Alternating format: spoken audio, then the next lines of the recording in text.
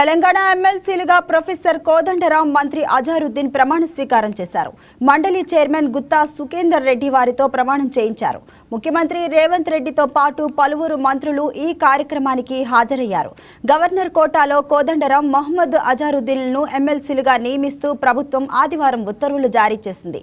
Governor Shiv Pratap Shukla ఆదేశాల మేరకు సాధారణ పరిపాలనా శాఖ ఈ మేరకు గెజిట్ నోటిఫికేషన్ జారీ చేసింది. దీంతో వారు ఇవాళ ప్రమాణ స్వీకారం చేశారు.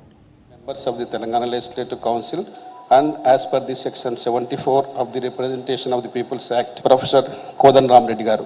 M. Kodandaramareddy ane nenu M. Kodandaramareddy ane nenu శాసన పరిషత్తు సభ్యునిగా నామనిర్దేశం అయినందున శాసనం ద్వారా నిర్మితమైన భారత రాజ్యాంగం పట్ల నిజమైన విశ్వాసం, విధేయత చూపుతానని, భారతదేశ సార్వభౌమాధికారాన్ని, సమగ్రతను కాపాడుతానని, నేను స్వీకరించబోయే కర్తవ్యాన్ని శ్రద్ధాసక్తులతో నిర్వహిస్తానని పవిత్ర హృదయంతో ప్రతిజ్ఞ చేస్తున్నాను.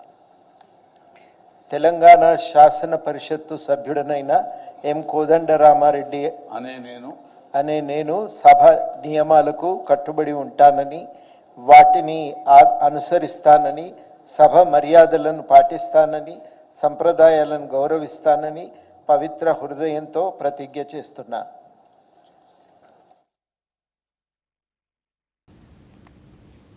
నిజానికి మంత్రి అజారుద్దీన్ ఈ నెల 30 లోపు ఎమ్మెల్సీగా నియమింపబడాలి.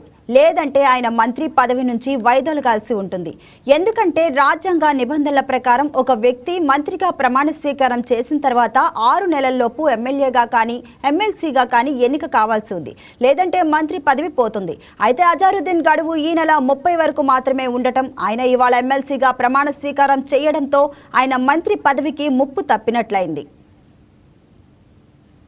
India as by law established that I will uphold the sovereignty and integrity of India and that I will faithfully discharge the duty upon which I am about to enter.